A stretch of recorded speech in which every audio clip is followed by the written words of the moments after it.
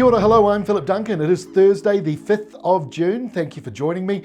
We've got the cold change now arriving across New Zealand. So the big area of cloud, the downpours that caused some of the flooding yesterday, that is now moving out to the east. And behind it, the grey speckled cloud, that's a classic sign of lots of showers coming through, cold showers, as that main southerly starts to come on through. Now you can see it going all the way up into Australia, but it's not yet really moving into New Zealand, although down here around Southland and Fiordland, Southwestland and parts of Otago, that cold change is now coming through, and it looks like it'll peak on Saturday morning. So we're going to be seeing more showers coming through off the Tasman Sea and in the south, with snow flurries in the mix as well.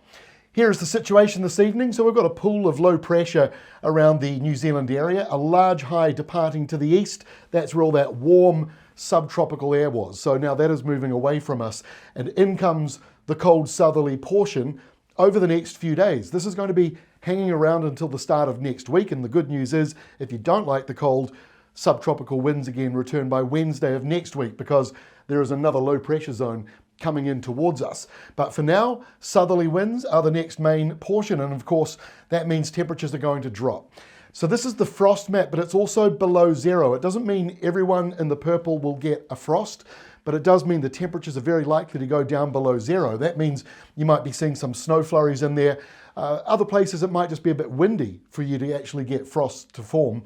Here is Sunday morning, so you can see the cold expands right up into the North Island. We may be seeing frost coming into Waikato as well, and other parts of the central North Island. Still a bit windy though on Sunday around the North Island. That does reduce the chance of getting a frost. Here is 6 o'clock tonight. So I've enhanced the blue line because it is hard to see, and I know that's not the smoothest drawing, but it does give you an idea as to where that cold pulse of air is coming through. So as I said yesterday, you got three air masses: the tropical one, the temperate one that's normally around us, and the polar one that's to the south. And occasionally, like a stream that bursts its banks, it can spill up and further into the New Zealand area. And that's what we're seeing, colder winds coming through. That means on Thursday night, tonight, we're going to be seeing those rain showers around the South Island turning more to snow on the hills and ranges, and that will start to lower over the next day or so. In the North Island, not so bad really today, tonight, but we will be seeing a few more showers starting to come on through.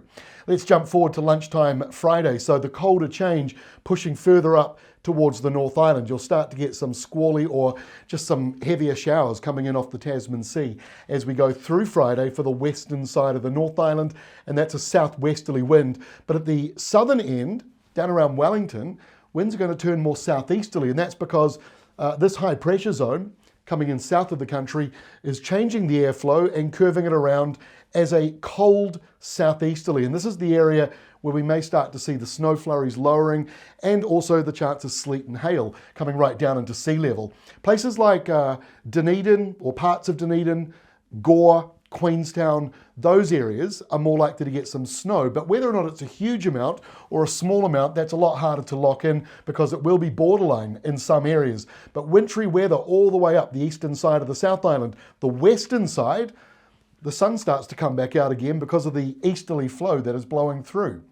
And Saturday, as I said, is the peak of the cold weather. So you can't see Antarctica on this map. So this is not a truly Antarctic blast, but the airflow coming from very close and around the ice sheet. So that turns around, comes in as that southeasterly. And so Saturday morning, these little showers you see may well have snow that goes down below 200 meters. It might get down to sea level, but it will be showery. The pale blue means just a few showers here and there. It's not a day of rain or snow. The wetter weather goes further up into Canterbury. That's where some of the snowfall totals will be higher up in the mountains and ranges, but might come down into the Canterbury Plains. It's a borderline setup right as you get to the coastline. And then the North Island, southeasterly winds blowing through. There'll be more southwest up around the far north and Northland, and that produces more showers, some of them a bit squally maybe in the morning, and then as we go through into the afternoon, we will start to see drier spells returning around the North Island. But that is a big balloon of cold airflow pushing up and right over New Zealand. By Sunday, it starts to retreat a little bit, but you can see the next big cold blast coming into Australia. That's the next low moving towards New Zealand. We don't necessarily have a cold blast with it as big as the one we've got now, but we might be seeing another burst of rain and subtropical wind. We'll show you that in a moment as well. So low pressure near the Chathams, that encourages that colder southeasterly wind, or southerly wind, I should say, in a number of areas. Now, if you're in Otago and Southland, that may start to turn around as a northerly. It's still cold, but it's not as bad, and much drier skies. So frosty weather will expand. That's why Sunday night gets colder around the North Island with a slight frost risk.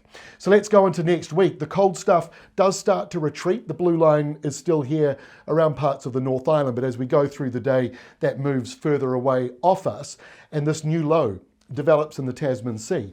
So Monday doesn't look too bad around the country. Tuesday doesn't either. High pressure in charge, so you know what that means. Cold nights after all that cold weather. So frosty conditions here and there, but in the very south and around parts of the west coast, you've got a new airflow starting to develop, and it is subtropical. So as we get to the middle of next week, field days at Mystery Creek, it looks as though we've got some rain, maybe a few thunderstorms, or at least heavy falls once again as the subtropical portion comes down on the back end of this high pressure zone. Remember, when they're shaped like a rugby ball that's about to be kicked, the eastern side, the right-hand side of it's got the wintry southerly, but the left-hand side of it can drag down the subtropical wind. So it won't be as cold on Wednesday next week, but again, rain returns to the top end of both of the main islands, and there may be some heavy falls once more as that all comes through. Keep up to date with our rainfall totals. It will break up as it moves through into the island, and again, eastern areas look to be the driest. Stay in touch with alert.info. You can find their website here. They've got lots of alerts at the moment for road and weather and police and everything else you need to worry about. Please support them. They support us.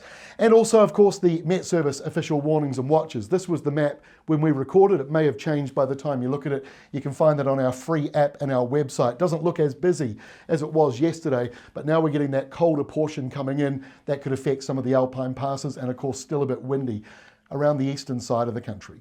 That is all from me. Busy past day or so. We're not out of the woods just yet, but as we go through into about Sunday, Monday, things do calm back down again. That's all from me. See you again tomorrow, Friday, with our 7-day rain watch update.